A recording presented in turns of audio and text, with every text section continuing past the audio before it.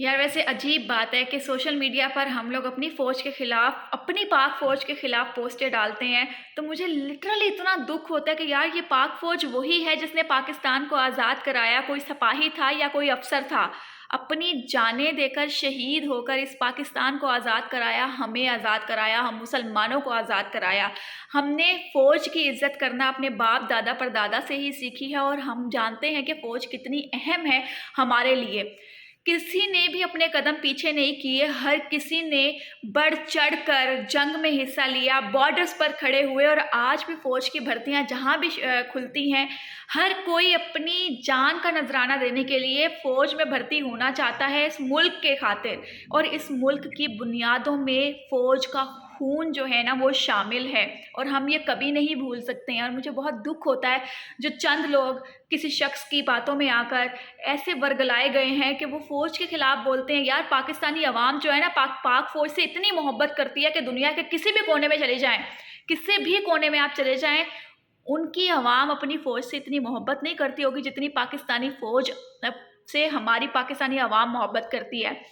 कहीं पर भी हमारी फ़ौज को बच्चा, बूढ़ा, औरत या कोई जवान देख ले, सल्यूट करने के लिए तैयार होता है और ये मोहब्बत कभी कम नहीं हो सकती। और 75 सालों से ये सिलसिला जारी है कि पाक फ़ौज और पाकिस्तानी अवाम में दरार डाली जाए, इनकी मोहब्बत को कम किया जाए, मगर ये कभी कम नहीं हो सकती।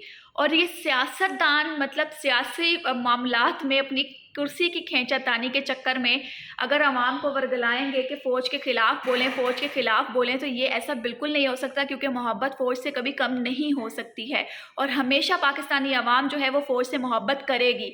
और सियासतदान जो है वो कहते हैं कि हमारी दुश्मनी सिर्फ जनरल बाजवा से है। आपकी दुश्मनी जनरल बाजवा से नहीं, आपको हर वो बंदा दुश्मन लगता है जो वर्दी में मौजूद है। और ये इंतहाई घटिया और बहुत ही कहते हो मतलब कि कैसे आप लोग ये सोच लेते हैं कि वर्दी में मौजूद हर बंदा आपका दुश्मन है, बल्कि वर्दी में मौजूद हर शख्स की वजह से आप इस वक्त जिंदा सलामत और खुली फिजा में, खुले मुल्क में सांस ले पा रहे हैं और अपनी मर्जी से जो दिल चाहता है वो कर पाते हैं। आज के दौर में दहशतगर्दी पर कंट्रोल करने में सबसे बड़ा किरदार हमारी पाक फ़ौज का। ये क्या कहते हैं सियासतदान कि हमने फ़लाँ से मामलात किए, हमने फ़लाँ से हाथ मिलाया, हमने फ़लाँ से बात की है, तो हम लोग जो हैं वो दहशतगर्दी को कम कर लेंगे। ऐसा कुछ नहीं है।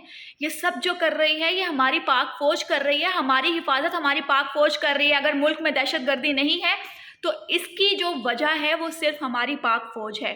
ठीक है, आपने जो ब्रिगेडियर बर्की का जो शहीद हुए हैं उसके ऊपर इतनी मतलब मज़ाहिया पोस्टें बनाई। यार आप लोगों ने खुशी का इजहार किया कि जी वो शहीद हो गए हैं तो बहुत अच्छा हुआ है।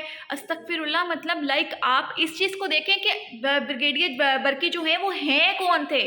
ठीक है, उन्होंने हमारे पाकिस्तान के लिए सर्व किया है और यही आपने जनरल सरफराज के लिए किया था। जब वो शहीद हुए थे तब भी आपने यही हरकतें की थी।